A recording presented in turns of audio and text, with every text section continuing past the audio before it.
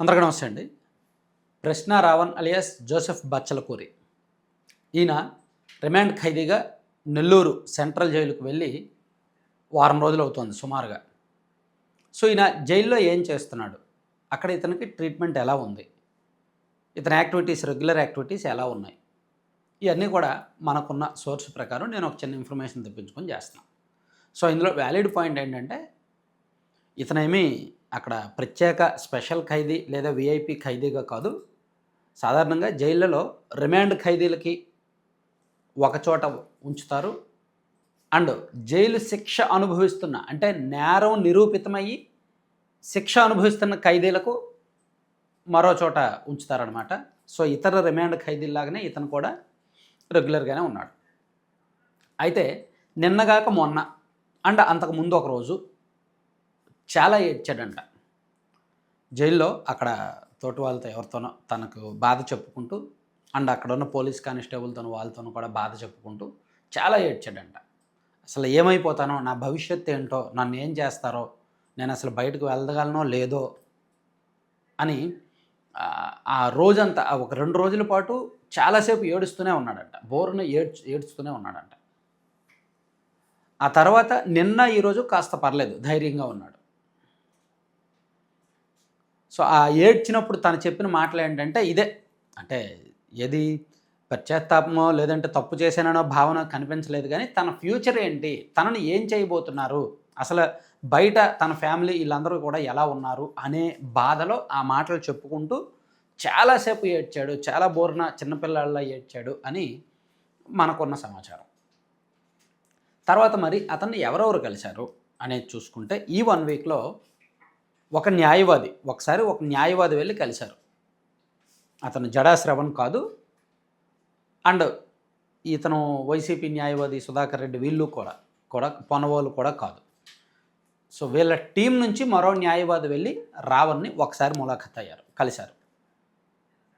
తర్వాత మరోసారి ఒక ముగ్గురు రావణ్ స్నేహితులే, ఈ రావణ్ ఫ్రెండ్స్, అంటే వాళ్ళేమో వైసీపీ వాళ్ళు కాదు, టీడీపీ వాళ్ళు కాదు, లేదా అతని టీం వాళ్ళు కాదు. బయట ఫ్రెండ్ సర్కిల్ ఉంటుంది కదా, అతను చదువుకున్నాడు కదా. సో, అతనితో పాటు చదివిన వాళ్ళు, అతనితో పాటు జాబ్ చేసిన ఫ్రెండ్స్ ఒక ముగ్గురు వెళ్ళి అతన్ని కలిశారు. సో, ఈ వారం రోజుల్లో అతని ములాఖాతులో 4 వెళ్ళారు. 4లో 3 ఫ్రెండ్స్, ఒక అడ్వకేట్. వైసీపీ వాళ్ళు వెళ్ళలేదు, టీడీపీ వాళ్ళు వెళ్ళలేదు, వేరే పార్టీ వాళ్ళు వెళ్ళలేదు, అతని టీం సభ్యుల్లో గమన వెళ్ళలేదు, లేదా జడా శ్రవణ్ కుమార్, వీళ్ళెవరూ వెళ్ళలేదు అనమాట. సో, వీళ్ళతో కాసేపు ములాఖత్ అయి మాట్లాడాడు. సో, నిన్న ఇవాళ కాస్త ధైర్యంగానే ఉన్నాడు. పేపర్ చదవడం అండ్ తోటి ఖైదీలతో మాట్లాడడం, కొంచెం ఇబ్బందికరంగా ఒంటరిగా కాసేపు కూర్చోవడం, ఇవన్నీ కూడా చేసుకుంటున్నాడు అనమాట. సో, అతనికి నార్మల్ ట్రీట్మెంటే ఉంది. అండ్ ఇంకో విషయం, ఇంట్రెస్టింగ్ పాయింట్ ఏంటంటే, అతన్ని పోలీసులు అయితే ఇప్పటి వరకు చేసుకోవాలి. రిమాండ్ ఖైదీగా ఉన్నప్పుడు కొట్టరు. అంతకుముందు ఆయన్ను ఫస్ట్ పిఠాపురం పోలీసులు అరెస్ట్ చేశారు. ఆ తర్వాత వెంటనే కాకినాడ సర్పవరం పోలీసులు తీసుకువెళ్ళారు. ఆ తర్వాత వెంటనే పాయకరావుపేట పోలీసులు తీసుకెళ్లారు. మళ్ళీ అక్కడి నుంచి బందర్ తీసుకొచ్చారు. ఫస్ట్ కాకినాడ నుంచి బందర్ తెచ్చి, బందర్ నుంచి పాయకరావుపేట తీసుకెళ్ళి, పాయకరావుపేట నుంచి గన్నవరం అరెస్ట్ చేశారు కదా. అంటే 5 పోలీస్ స్టేషన్లో అతన్ని అరెస్ట్ చేసినప్పుడు ఏ ఒక్క చోట కూడా ఎక్కడా కూడా అతన్ని కొట్టలేదు. అతని ఒంటి మీద దెబ్బ అనేది పడలేదు. సో, అది ఒక పక్కా సమాచారం. అండ్ మరి ఏంటి, ఇప్పుడు నెక్స్ట్ అతన్ని కస్టడీలోకి తీసుకోబోతున్నారు. ఈ కేసులో అత్యంత కీలక పరిణామం ముందుంది. సో, అతనికి కస్టడీకి కావాలి, 10 రోజులు కస్టడీకి కావాలి అని చెప్పి ఆల్రెడీ గన్నవరం పోలీసులు కోర్టులో పిటిషన్ వేశారు. సో, అతని నెట్వర్క్ ఛేదించాల్సి ఉంది, చాలా అనుమానాలు ఉన్నాయి ఈ కేసులో అని పోలీసులు రిమాండ్ రిపోర్ట్ ఇచ్చారు. రిమాండ్ రిపోర్ట్ తర్వాత వేయాల్సింది ఏంటి, వీళ్ళు ఛార్జ్షీట్ దాఖలు చేయాలి. ఆ ఛార్జ్షీట్ దాఖలు చేయాలంటే వీళ్ళు ఇన్వెస్టిగేట్ చేయాలి.